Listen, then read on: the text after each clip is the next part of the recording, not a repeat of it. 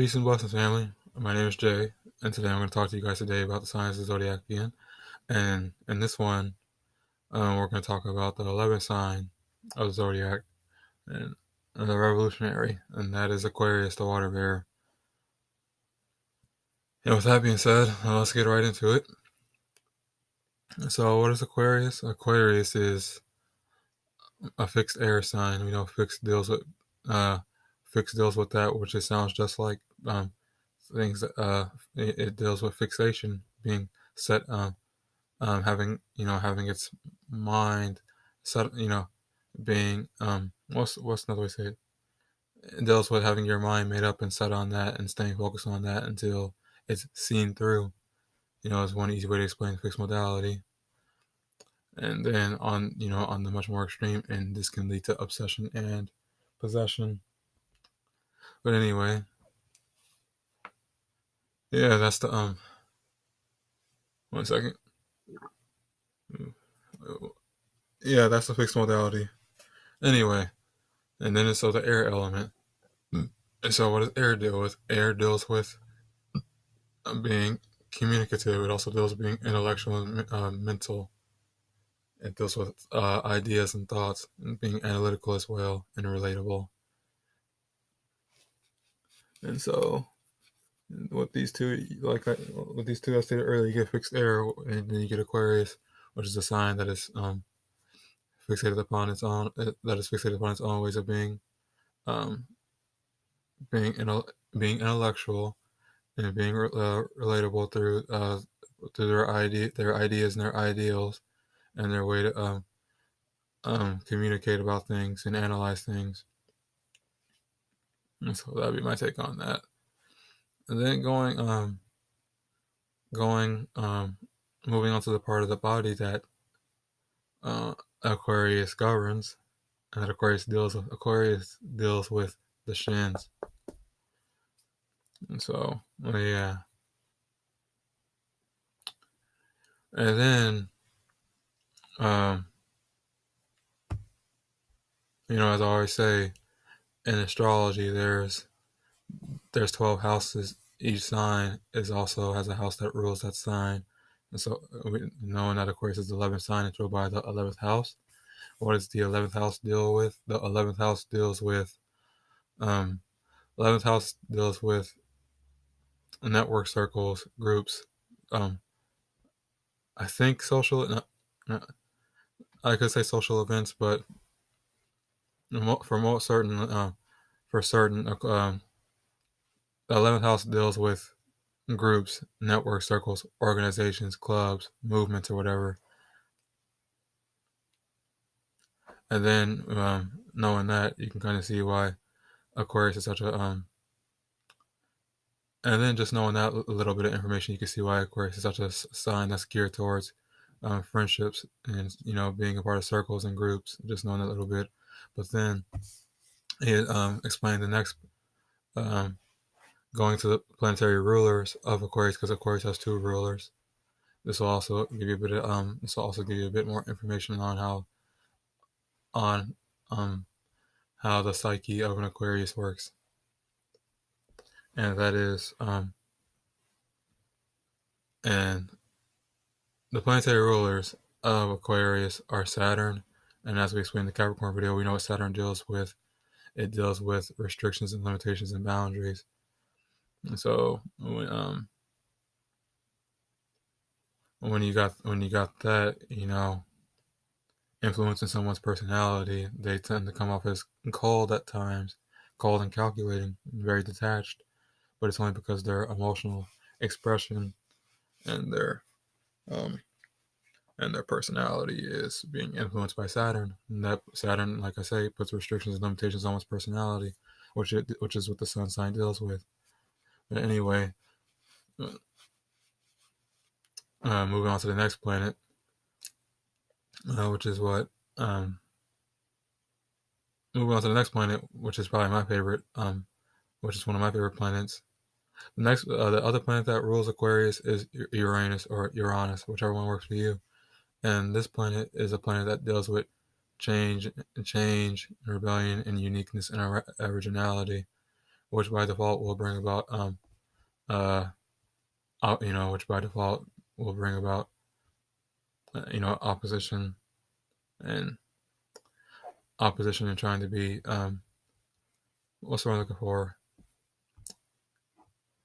controlled, kind of like what Saturn does, but more so importantly with the change, uniqueness, originality, and rebellion, and all that, and individuality, which is also something that Aquarius, Uranus deals with.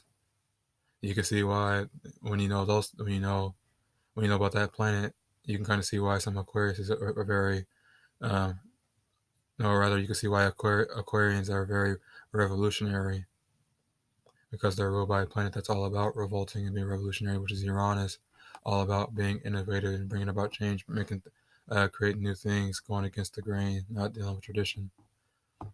And yeah, and so,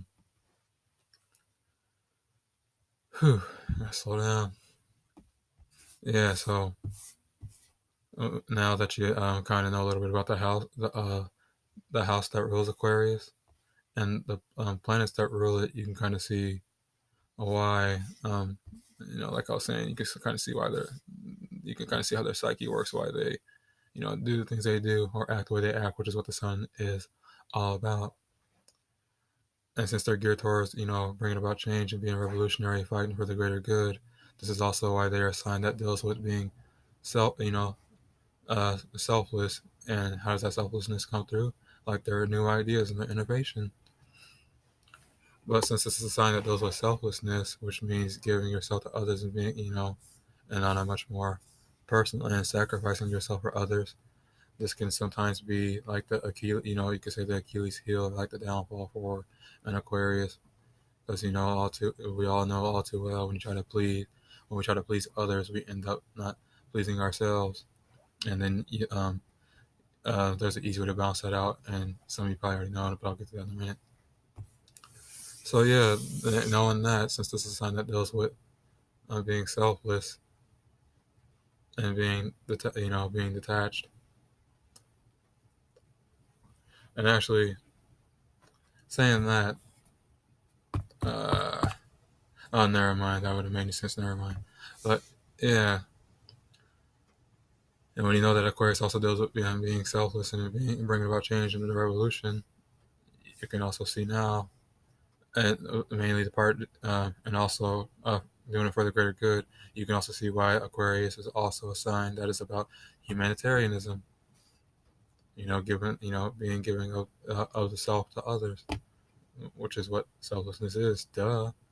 But anyway, yeah. So going back to the thing with not trying to be or not being so giving of others all the times, through always trying to bring about revolution and implement change, and trying to wake others up, which is what ultimately what Aquarius is like to do. And sometimes we end up learning the hard lesson that we can't force others to wake up, but that gets into other videos. That's I digress. But anyway, like I was saying, how do you nullify to not get into situations where you're always being too giving of yourself to others and either actually end up being taken advantage of or simply feeling like it, even though it may not be happening? Well, the way you do this is that you always utilize the opposing energy.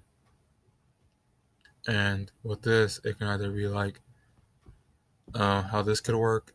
You could either Aquarius could honestly learn from any other elements how to work with this to help them be more grounded. But since we're talking about grounding and not even grounding, sorry, not grounding, but to become more.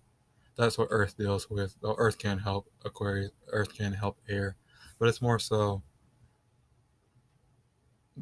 the energy that will help Aquarius out the most to become empowered again. Any of the air signs is always their opposing sign. It's Gemini, Sagittarius. Higher mind merges with the lower mind, vice versa. With what's the other one? With Libra, it's Aries. The sign that's about relating to others, merges with the sign that's all about relating to self. And so you get balance there. And then with Aquarius, and then the opposing sign of Aquarius is Leo. the sign that's about, um, giving of self to others will be merging with the sign that is all about, giving to self. That's about self-empowerment. And like always, when you, like always, opposites attract. Opposites also bring balance. The law of polarity. Yeah, if you are familiar with that, go look it up, and it'll really help you. It'll really help shift perspectives on things. But anyway, naturally, when a person, naturally, what's going to happen is that when you teach a person who's all about giving to others to be more giving to themselves, they'll become they'll become more balanced and integrated within themselves, and not be the person who thinks that it's always about the collective. And ultimately, it is, but it still comes back to making sure one is empowered within themselves, so that they ultimately do not become uh, um, an impediment within themselves, and thus a hindrance to the collective. If you get where I'm going with that. So, yeah, Leo can help, and what other sign can help Aquarius out with that better than Leo? And then when it comes to Leo being too self-loving, what sign can help Leo detach from their own world more so than Aquarius? So, yeah, and there you go. With all that being said, though, this is my take on the sign Aquarius, you guys. If you liked it, feel free to leave a like or a comment, whatever you like to do. If you got constructive criticism or feedback, anything you want to add to the video, that's also appreciated. And until next time, when we talk about Pisces, the fish, uh, I'll see you guys later. You guys have a good afternoon. I love y'all. Peace.